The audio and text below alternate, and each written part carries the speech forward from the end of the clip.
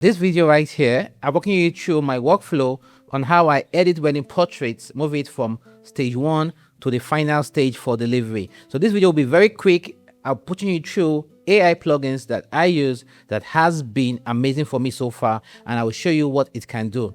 But remember, the first thing you must know how to do is what? You must know how to take amazing pictures, you must know how to take good pictures, you must understand your light, understand your ISO, aperture, shutter speed, understand how the light direction affects your images. Now, that's very important because without that, AI can't save you, and definitely AI can't enhance what does not exist. The first thing I'll do is I'll go to Photo Mechanic, I'll look at my images, my top selection, I will select it, give it a tag, like I can give it different colors. For example, now 4, if I click on an image right here, 4 is giving me blue, 3 is giving me green. So I've done my selection from Photo Mechanic, which is actually good, and from there I'll move to Capture One. So I'll press Command All on the Mac. So on the Windows it's different.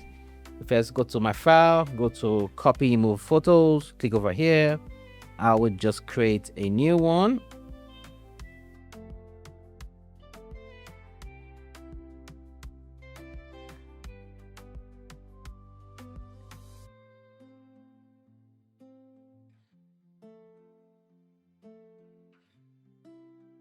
Then you click on copy. So remember, you come right here, this place over here, copy to this folder. Very important. Click this, not original folder. So I'll just click on copy. And when I am done, next thing I'll do is I'll go over to the title folder over here, and I will drag it in to Capture One. Yeah, so let me make it smaller. Just come right here, make this smaller, and drag it into Capture One. Yeah, so this is right here. These are my images. Click on Pick All. Click on Import. We will be working on this image right here. This image is split lighting. That's light direction coming from the side, so giving us split light. And let's see what we can do. Now, the first thing I'll do is I'll try to adjust some things. So talk exposure and level. So let us walk in through and see what can work. So now I'll just go to my exposure. Okay, I think I like this a little bit. Then contrast, pens. Okay, I want this contrast. I'll use contrast right here. Saturation. I love bit of colors. I love colors. Yeah, I'm the color guy. I love colors. Then the white balance. Click on this. Okay, not too much. Not to go. Okay, this is good. Highlights. Let's see. Let's kill the highlights. You can see this hot sweep over here. That's what she's holding on her shoulders. I will kill the highlights a little bit. Come over here. Go to shadows. A little bit of shadows. Perfect. White. Now it depends on you. Okay. Then this right here. Blacks. Okay, good. This is good. Now levels makes it a little bit thicker. I just love levels. Come over here, put it at 5.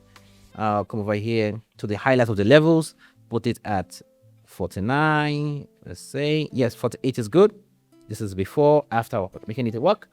Right here, I'll come to skin tone under the color editor. Click on this eye drop here, and now click on her skin tone.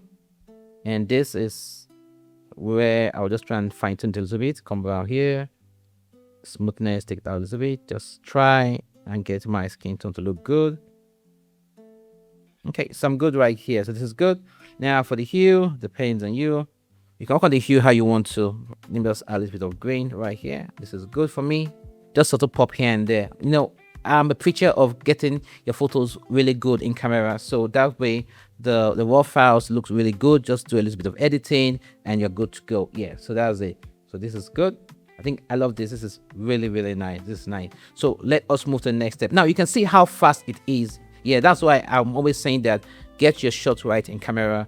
If you can get it right in camera, 70%, know your light direction, know your aperture to use, because right here this image was taken with the Fuji 56 f1.2. It was taken at f1.2. You can see my settings over here. I have ISO 800, shutter speed is 1/400, and I'm doing like split light because light's coming from the world from the side. We have a big sliding door by the side coming from camera right, and it's giving this amazing split light on the model. Yeah, so next thing I'll do is I'll just come right here. I think I'm good. It depends on what I want to adjust. So if I still I want to adjust some things, you can do more, but for this right now I am good. Next thing I'll go to is go to export. Then I'll click on the folder, select where I want to send it to, and just put it to untitled folder over here. Yeah, call this Capture One. Let me call it Capture One. Yeah. Done. You can actually export it as a TIFF file or PSD. So let us do PSD. Click on PSD right here, go right down, nothing else to adjust, I'm good. Click on export. Should have that done. Come right here, open it up, and we have our image right here in PSD. Yeah, next is this, right click, open with Photoshop 2026. What do I use? I use what? Retouch4me plugins. That's what I use. I love the plugins. It gives you the ability to go in and add manual adjustments so easy than other ones. Retouch4me is a really good plugin you can pay for. It has the cloud editing credit you can buy, like other AI editing credits. Standalone plugin you can buy is an amazing one if you do a lot of jobs. Let's say you do like 20 events in a year. You need the standalone plugin because you have good updates, and also it's unlimited. There's no credit counting. So if you have the money, why not? It might be a little bit pricey when you're starting out, but honestly, take it from me, it is a very good one to buy if you're doing 15 and above events in a year. Now I'll go to filter, go to Retouch4me, I'll go to heal, choose half-length portrait. Okay, so I like this. Click on apply. Good. So this is good. Now I just do it. You can see this. Yes, this is good. So we have this is before, after. The reason why I love Retouch4me is that Retouch4me gives you more realistic editing feel than just using any AI plugins out there. The next thing is that I'll go to filter, go to Retouch4me, go to dodge and burn. I use Retouch4me dodge and burn to help me even out the areas that have light and shadows differences. So I just click on apply, and let me show you before and after. This is the before. Can you see that? Look at our face, before, after. One thing I might actually do manually is I might try to adjust some sides over here. Let me just show you something quickly. Over here, I might try to adjust this place over here. You can see this place over here. I'll adjust it because it's having a little bit of light and shadows. So this right here is the 16-bit and 12-bit. Over here, you can see 16-bit. Click on this, continue. Okay, let me click on the skin. Let's put this for 6. Okay, and continue. Go to this place over here. That's the LF. Go to my mixer brush. Okay, mixer brush, and I'm good. This is my settings over here. I'll put this at 30. Put this over here at 30 also. Yeah, so just come, big brush, and just mix. Yeah, you can see that. Right. Just a little bit of mixing here and there.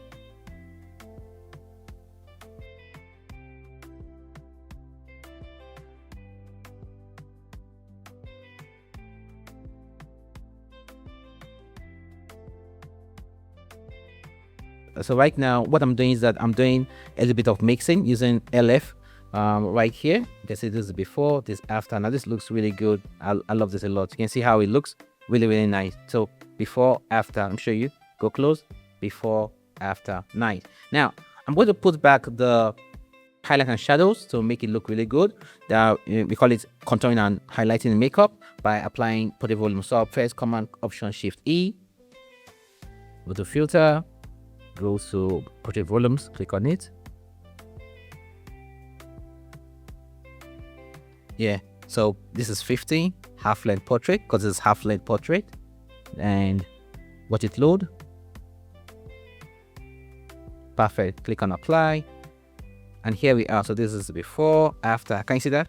Before, after, before, after. Now this is really nice. What I've done next is that I'll just whiten the eyes. Right now, I'll go right here to Better by Gatsby, retouch necessities, and go to whiten eyes. Click on it. Now all these actions I'm using, you can actually get them online. Just buy it. Yeah, you can buy it and just whiten the eyes a little bit.